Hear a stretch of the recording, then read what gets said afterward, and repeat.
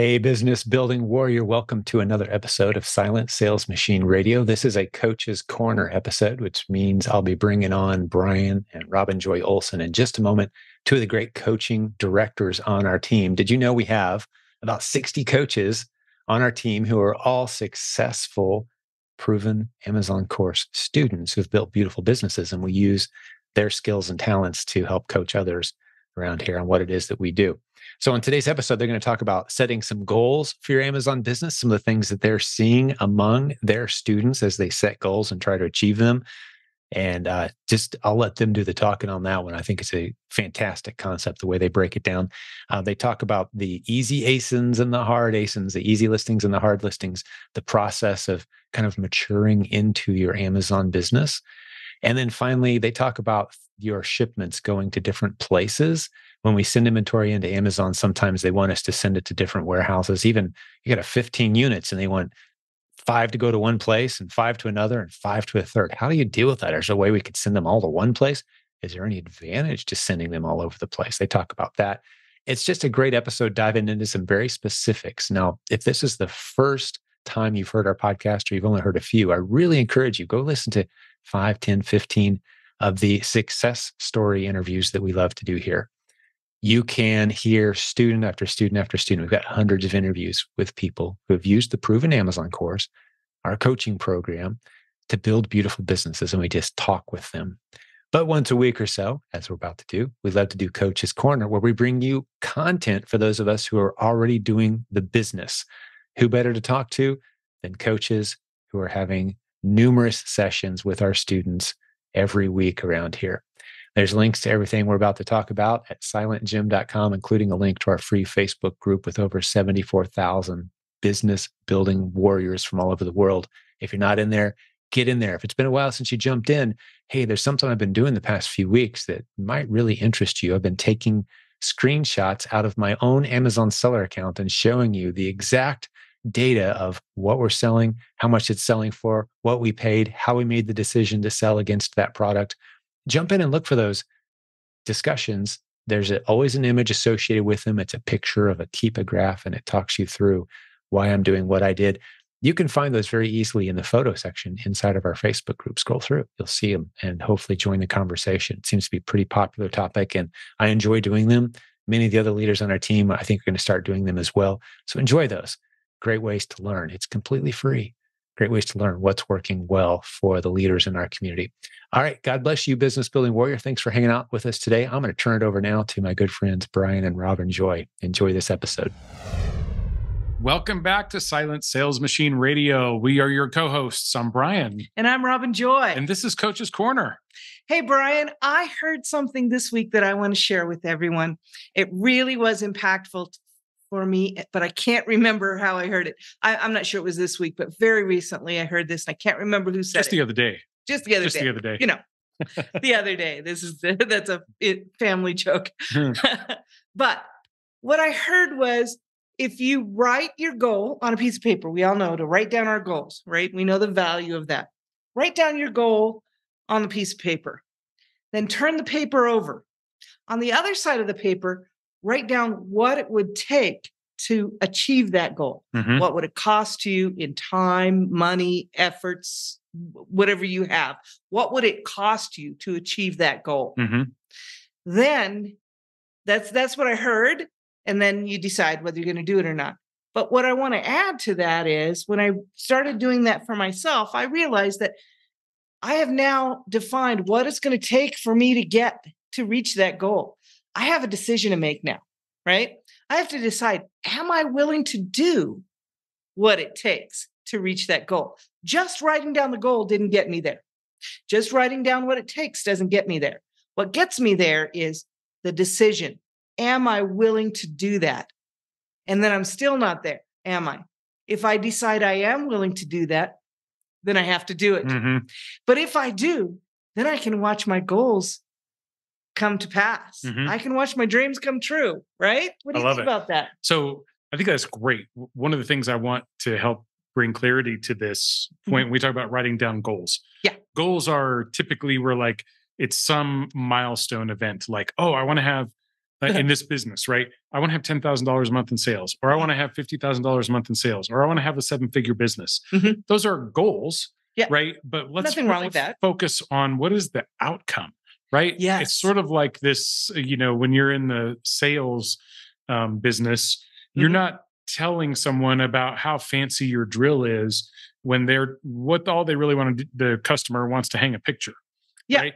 Well, all they're really interested in is they don't care about the drill. They care about the hole that the drill makes so that they can hang the photo. Yes, they right? care about the result that tool will give them. Right. Right. So let's not focus on the $50,000 a month or 7 figures in sales. Let's focus on what are the outcomes of that, right? What does it mean for your lifestyle? Yeah. What does it mean for your relationships? What does it mean for everything kind of comes back to lifestyle for me, Sure. right?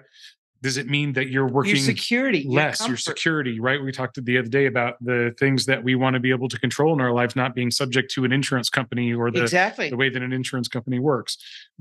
So those kinds of things are more meaningful, right? What is it that we've also talked about, like car payment money, house payment money, right? We have. When we're talking about I want to have a baby. I want to send my kids to college, send my grandkids to college. I want to help my daughter get married.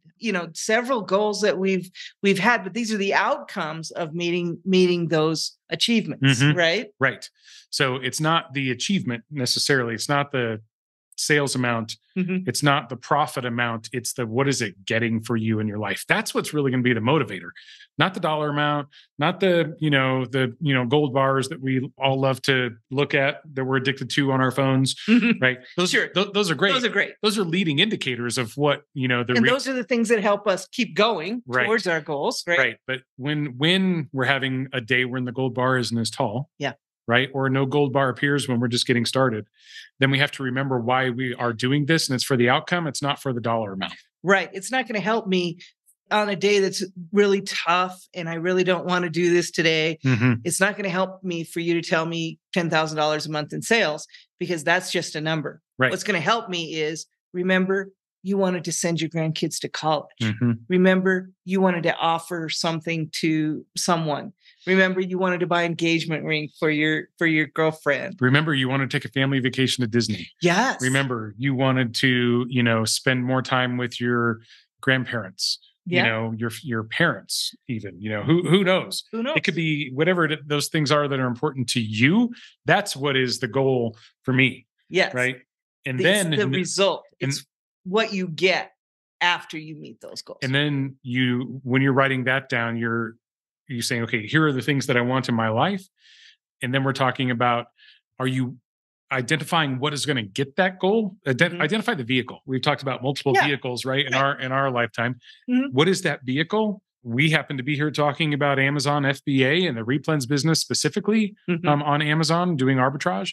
And if that's the vehicle that you're committed to, then you say, if that's the vehicle, then decide if you're going to commit to it. And if it is, then all the work that we're putting in right now, I know it feels, especially in the early days, where you're like trudging along and not making any progress.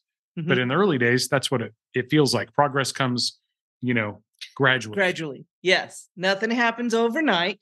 Right. You have to be willing to sit in the grind for a little bit to get to the other side. I was explaining to someone today, it always looks like this hockey stick, like, oh, look at, I started and then they went straight up in sales. Yeah. And you missed the first. You missed the first part. Or when you're blade of that hockey stick. When you're zoomed out so much, all you see is the line going like this. But if you zoom in, you see that the line really went like this for a long, and I'm just doing a flat line, maybe with a gradual incline over in the, right, 6, 8, 10, 12 months, even before it shoots up. Right. Yeah. So anyway. Yeah. So that's good stuff. I think that really kind of helped me to have that conversation about, why are we doing our goals? What does it take to meet those goals? And are we willing to do it? If we are, then do it. And I would also just juxtaposition a little bit, or paradigm shift on the, what the goals are, the things that we want, what are the outcomes, and then decide, write down what it's going to take to achieve. And that what it takes is not always a sacrifice. In fact, not always. If it feels like a sacrifice, maybe it's not the right thing. Or if it feels like a sacrifice now, find a way, and I said this before, to embrace it, Yes. to be engaged and to love that process, because that's what, no matter what the process is. Remember what that's going to get you. Right. And then maybe you can love it. Yeah. Like if your job was to drive 1,200 miles a day, you're like, after 10 miles, if you're like, oh, I hate this, it's going to be a long day.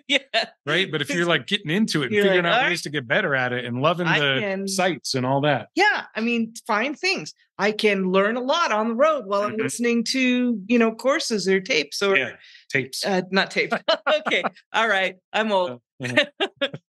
Audio. Not audio cassettes. Audio. Listening to audio that will teach me things. I mean, there are ways. Yeah. There are ways to make it something good. Yeah. Don't live in the hardship of it. Make it something good. Yeah. Because it's doing something good for you. Yeah. Okay. I like it. Okay. I like the next one. All right. What's the next topic here?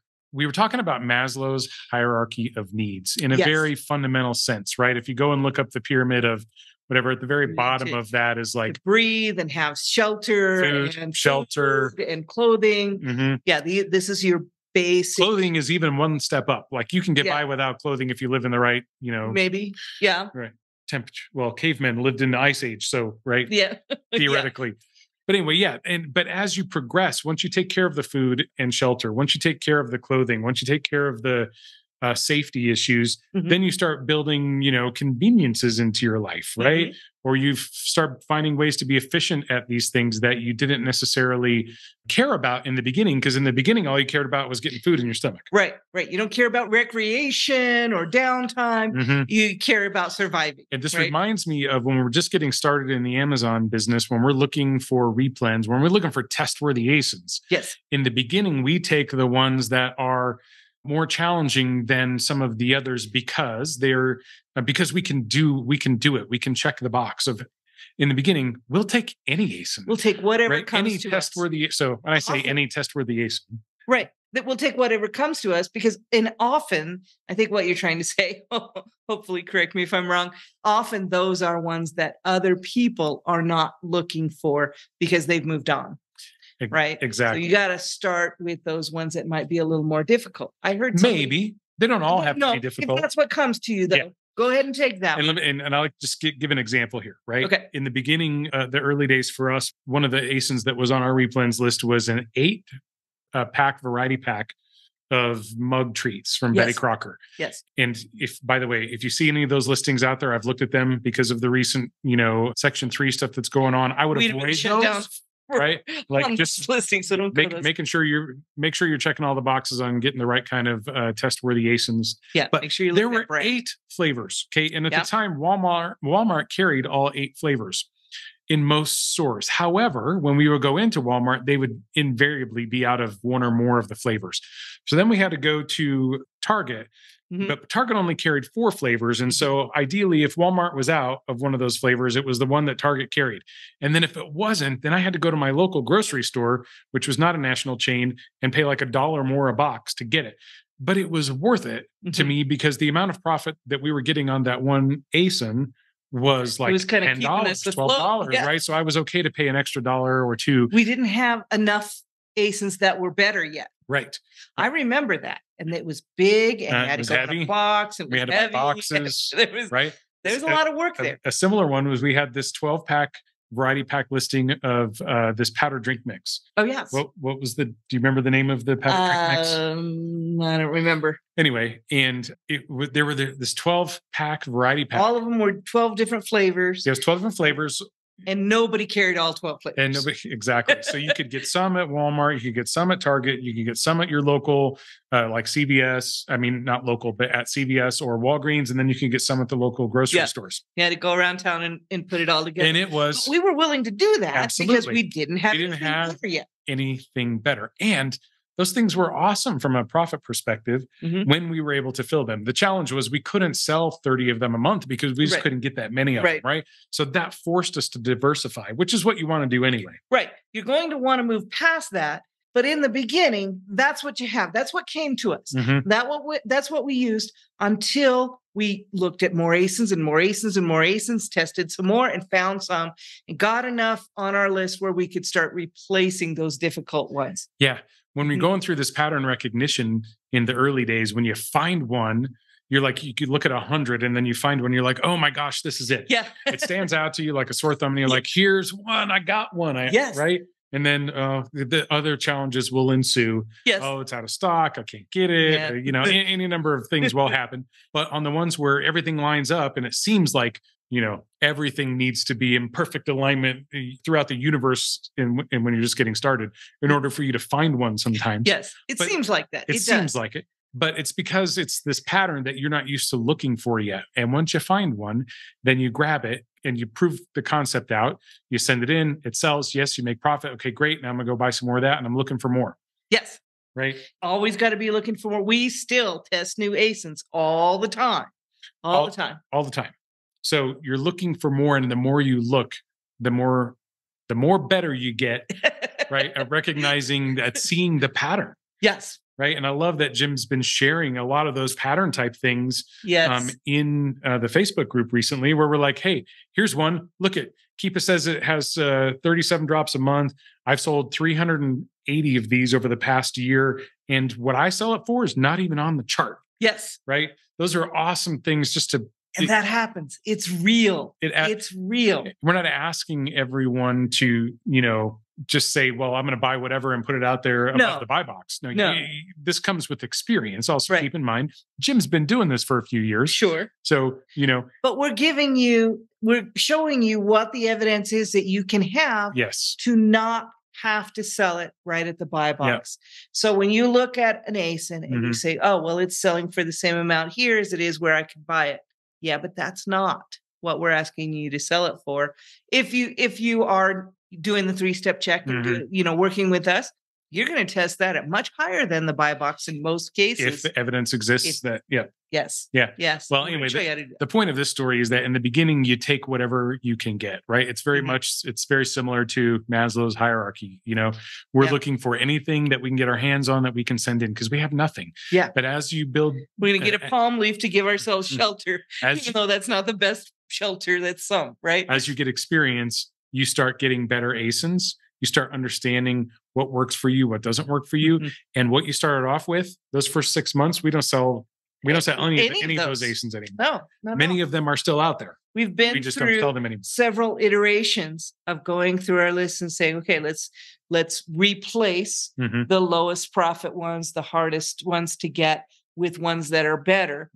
But we had a book of business before we started replacing ASINs so that we had something to keep us afloat while we were changing those out. Sometimes you don't have any choice. Sometimes it goes away and you have to, Yeah. But that's ideally, why you need more. Ideally, you're not saying, "Oh, I'm going to cut out 50% of my catalog, right?" And then go find 50 more percent or 50% more, right? No, you want to replace. You want to have new ones before you cut the old ones out. All right, good. So one of the questions we saw in the Facebook group this week, or I would say it was a question. Did you have something else on that? Or? No, I'm ready to go. Is this, oh, my shipment's going to 3 different locations. How can I stop this from happening?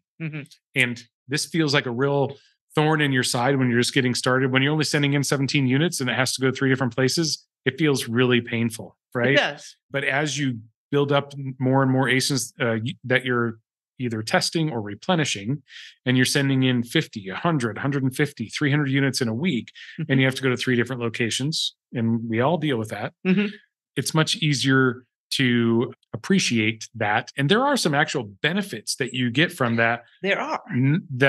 They are real benefits. Amazon's not just doing this to be a thorn in your side.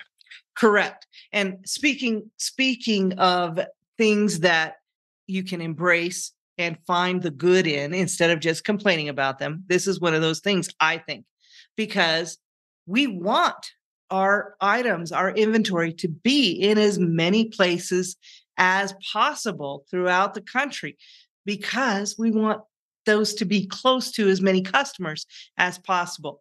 We're only sending a few of each ASIN, especially when we're testing. So when they have to go to different places, and you'll notice it much less and less as you grow your book of business and you're sending in more items, right?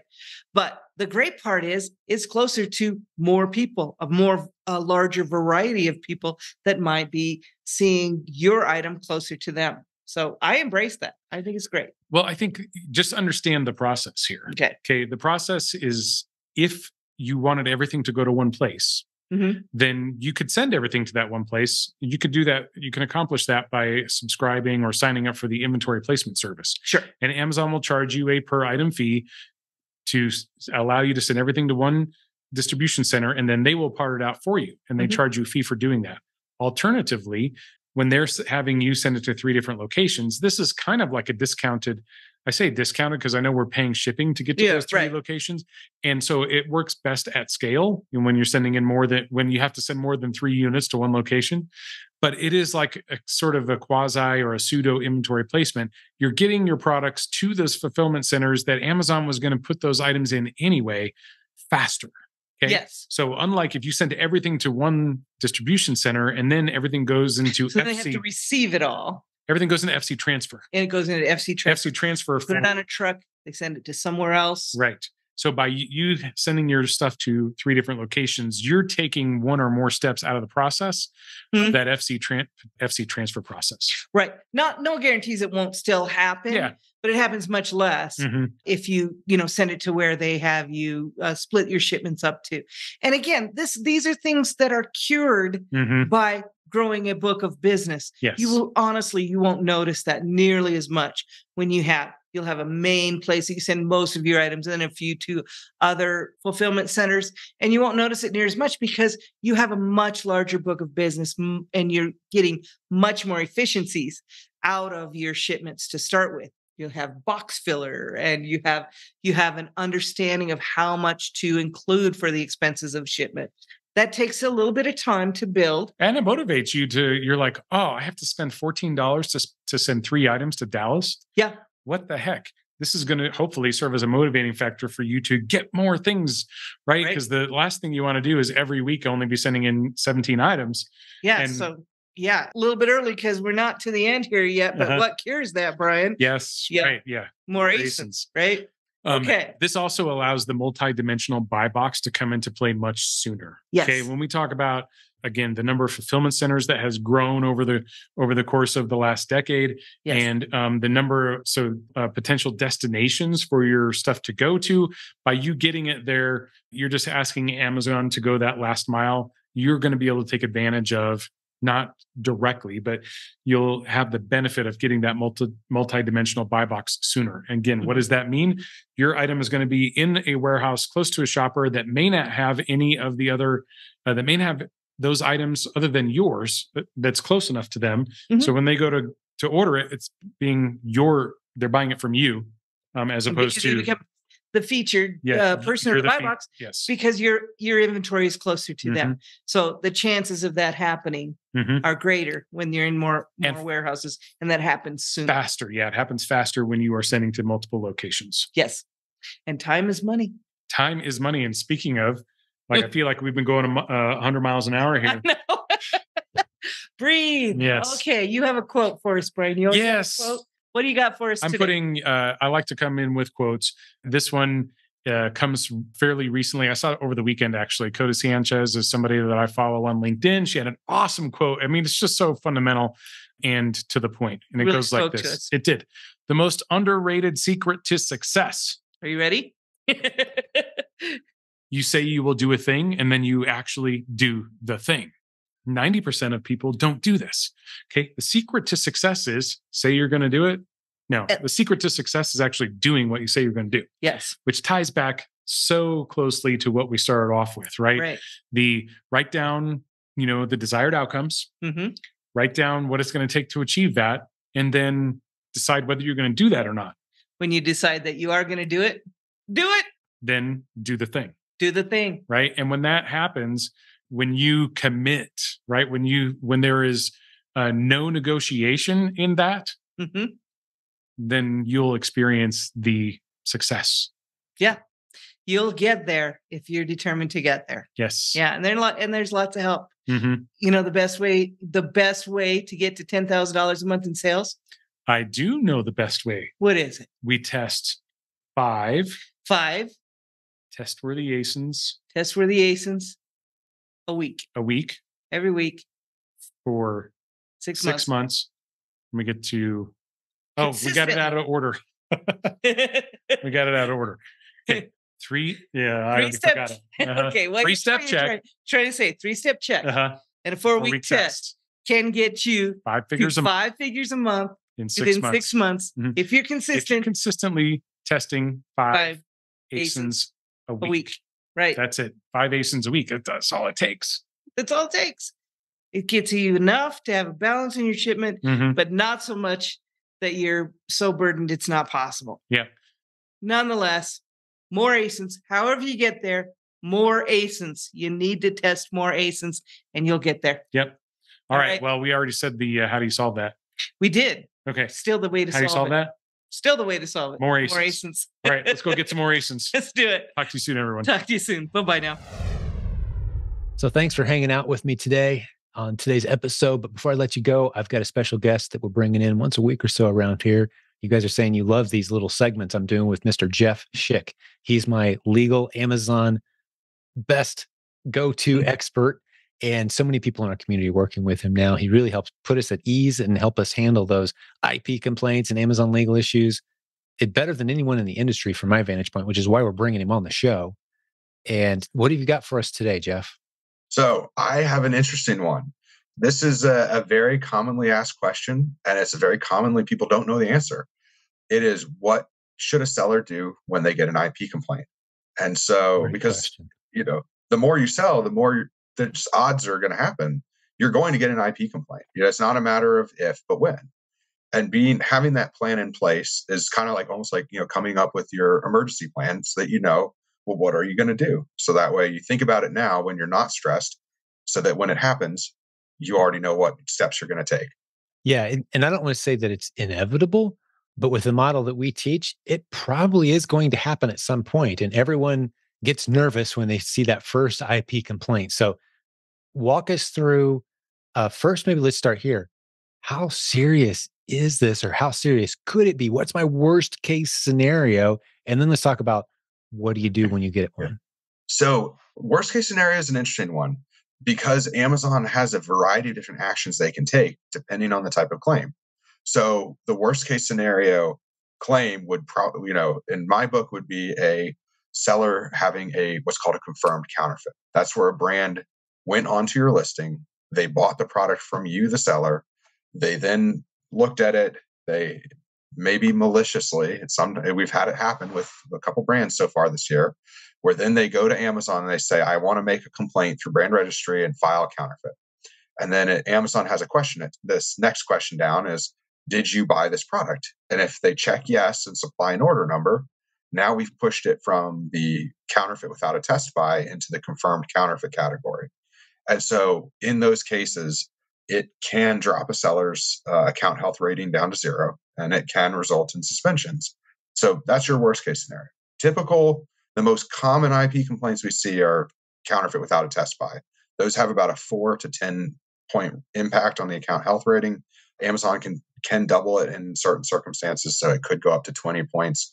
But either way, since you're starting at 200, even if you had 20 points taken off, that's not pushing you into the red zone because you still have, dozens of more points to go before you get suspended.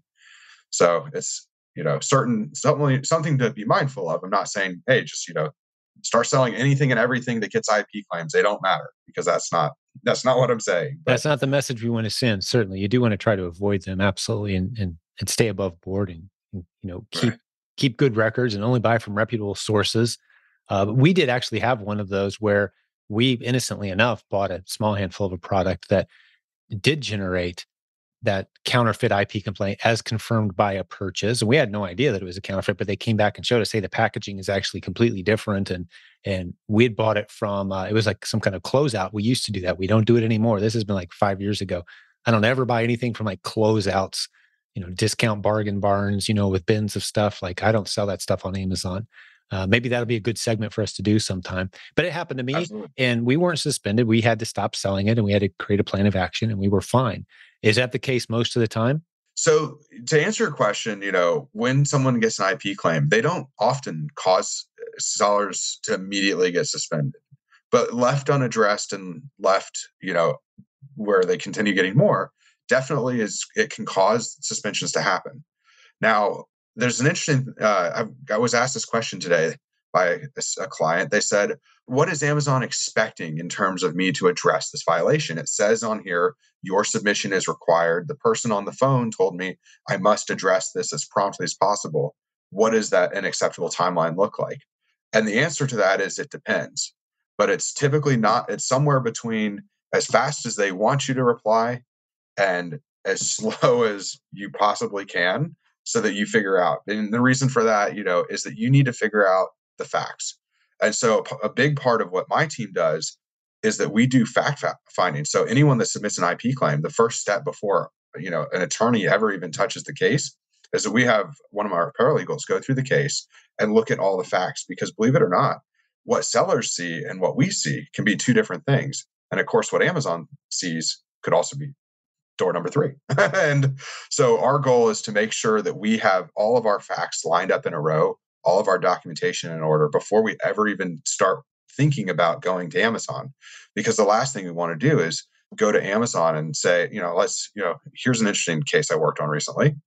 It's, let's say the product in question is Velcro. And we have a private label listing that says Velcro on it because it has Velcro. It claims to have Velcro straps. And the Amazon account health rep would say, oh, just turn in your invoice from your manufacturer. Well, what if our manufacturer's in China and it doesn't talk about Velcro at all? It talks about hook and loop closure. Well, submitting that invoice to Amazon isn't going to clear up the IP claim because it's going to raise more red flags. Right. So a big part of what my team does is we look at all the facts of the case. We come up with a summary. That's when it then gets handed to myself, and I start looking at the case and really, coming up with the attack plan of how we're going to, what's the diagnosis and what's the treatment plan.